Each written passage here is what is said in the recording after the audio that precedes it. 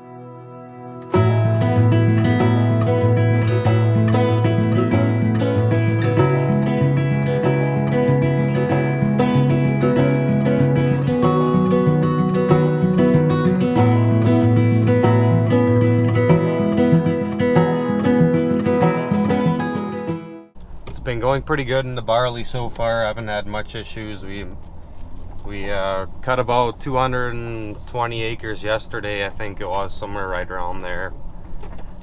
Hit the occasional rock, but it wasn't really too bad. Went through and changed a bunch of knives here just before we went over to this field.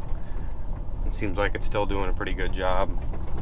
The barley's a lot less stressful when you're in the tractor than the sorghum is, because there's not near the amount of material going through it as it was over there in the sorghum.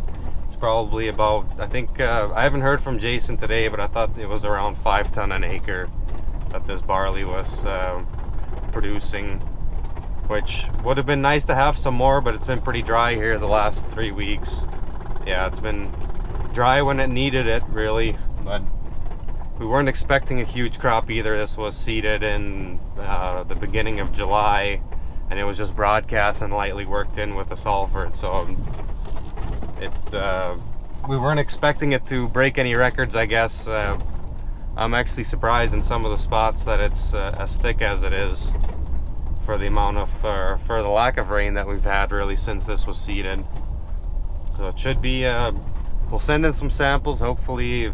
I'd like to feed this to the milking cows if we can, but otherwise we'll feed this to the heifers just like the sorghum. But we'll have to wait and see what the feed results show, I guess.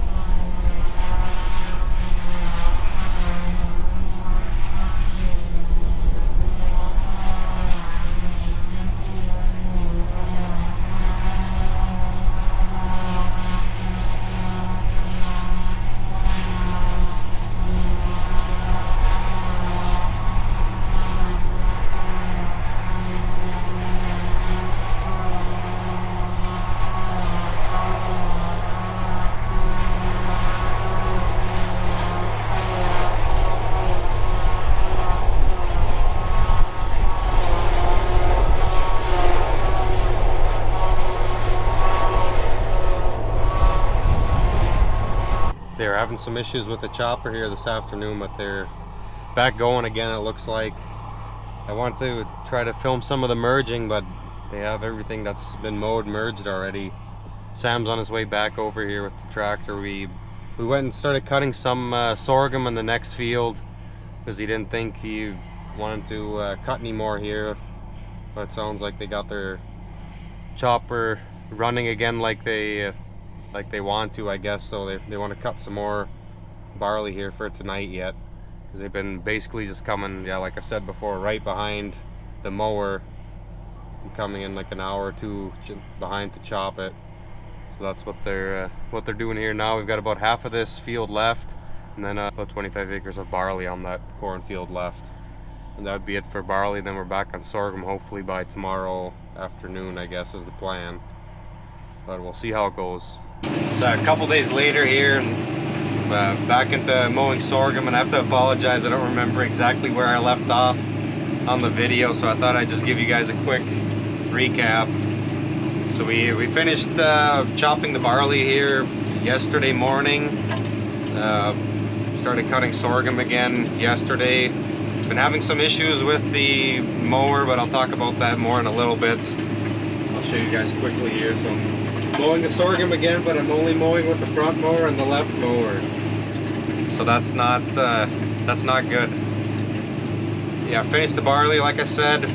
There was a little bit of sorghum on the one barley field because we ran out of barley seed. Custom manure pumping crew is here.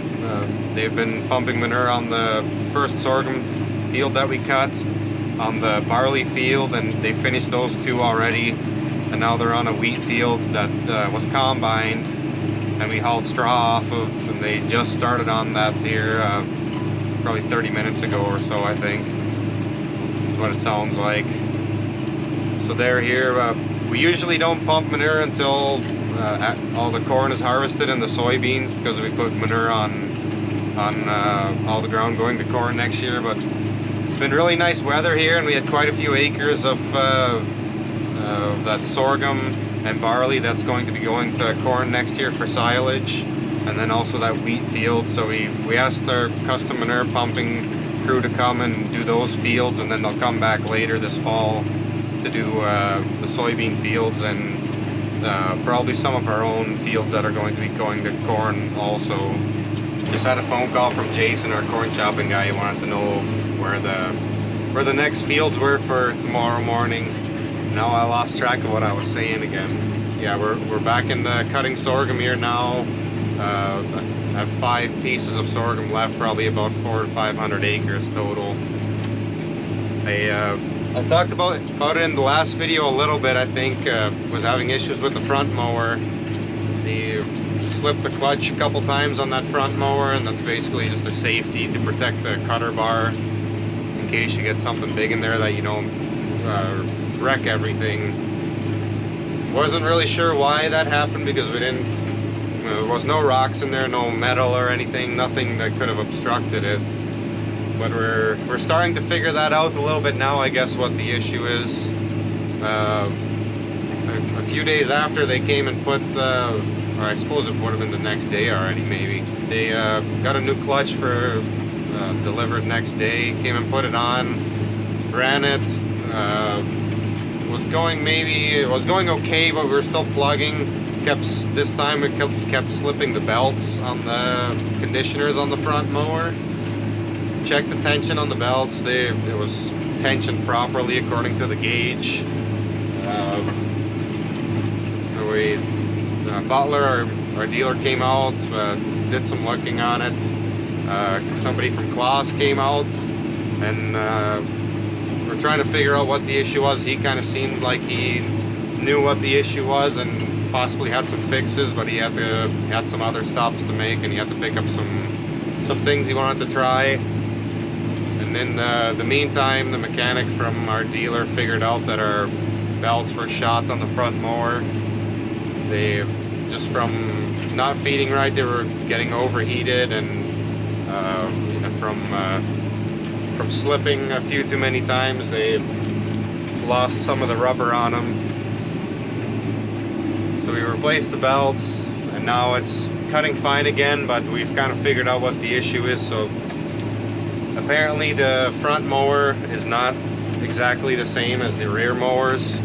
The position of the conditioner rolls they're a little higher and a little further back, and I haven't really gotten a good answer, I guess, to why that is. They claim it's because the front mower is taking more crop, because it's always cutting a full width, but I'm not really sure that that's a good explanation. I don't know.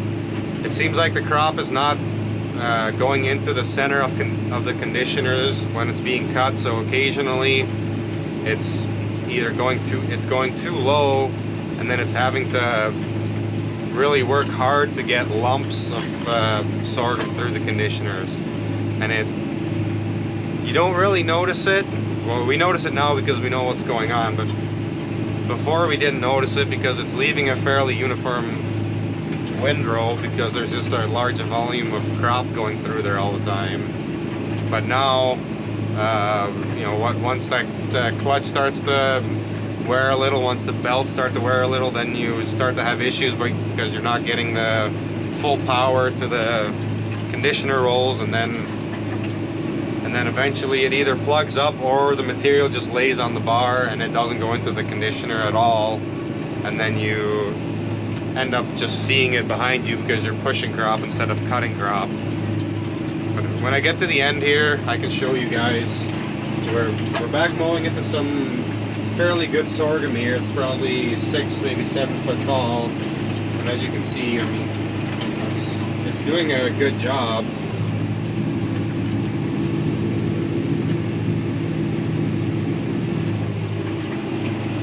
But once those belts get too worn, and once that clutch gets too worn, it just doesn't have the grip on the conditioners to keep forcing that product through because it's not flowing through like it's supposed to.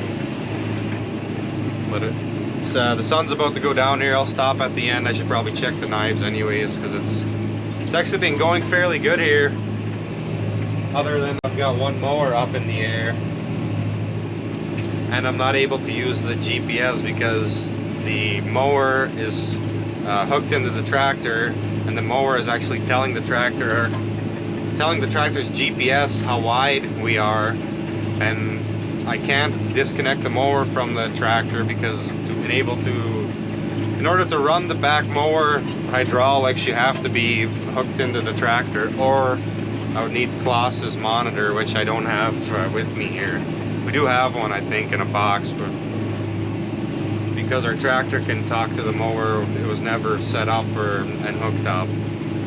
So I'm just driving by watching, I guess, a little bit old school. Just getting to the end of the field here. I can also show you that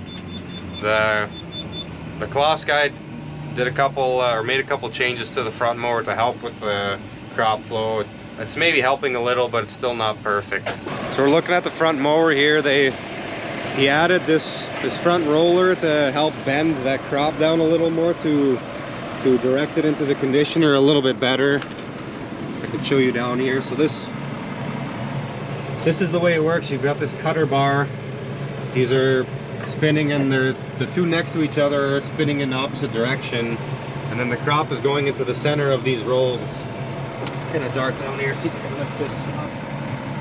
And what's happening here is the crop is not hitting right in between the two rolls. It's hitting just below, and then it's having to work that crop up into the conditioner.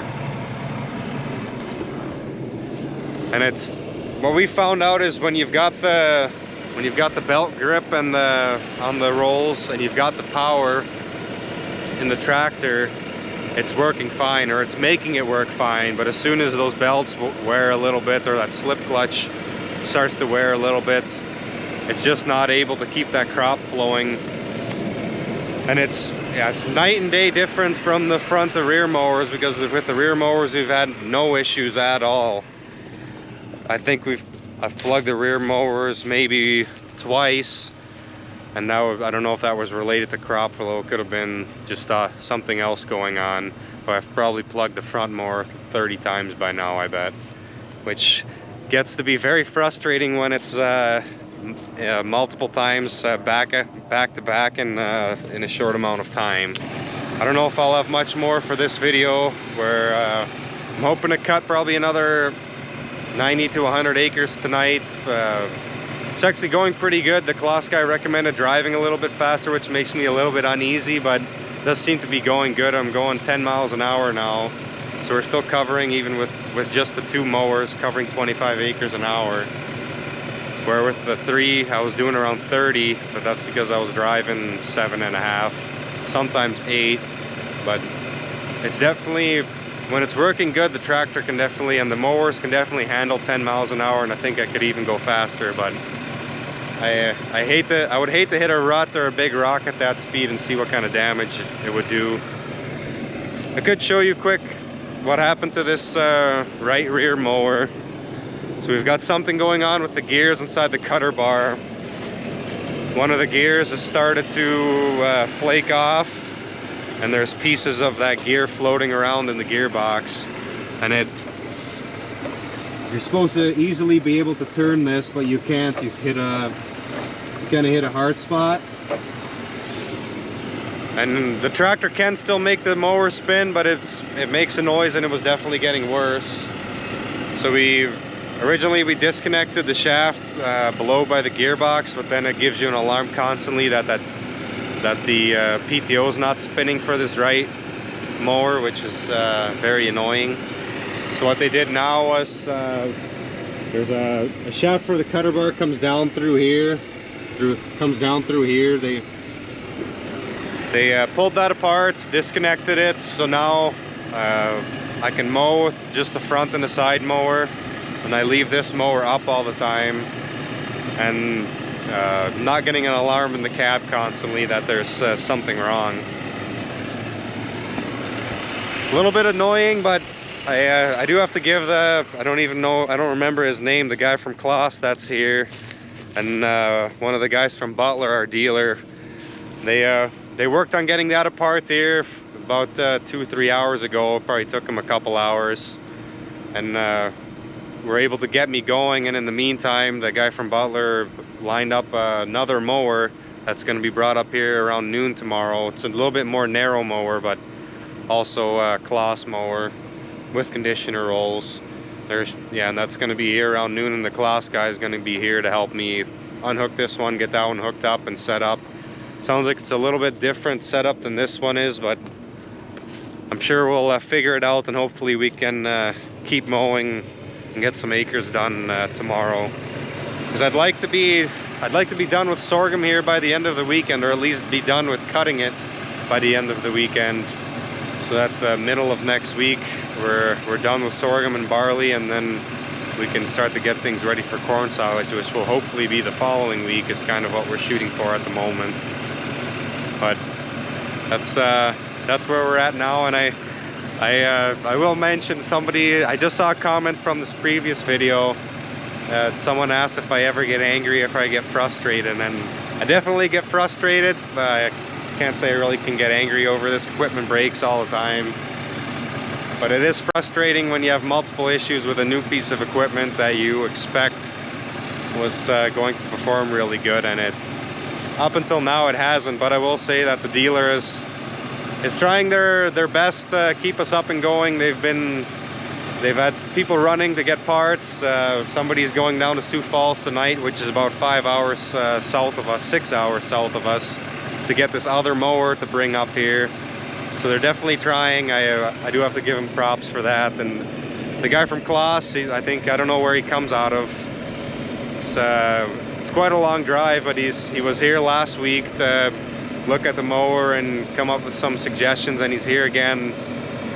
He was here today. He'll be here tomorrow, and possibly Friday morning if we need him to be, to try a few things to try to get this mower to work better. So they definitely are trying, but it does get frustrating. But I can't say I get angry about it, because we have equipment issues all the time, and you just have to deal with it.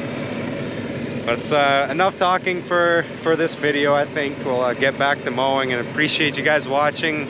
And yeah, there'll be some corn silage videos coming up in the future probably. Maybe I can sneak something in between in there next week, we'll see. But yeah, thanks for watching, and we'll see you in the next one.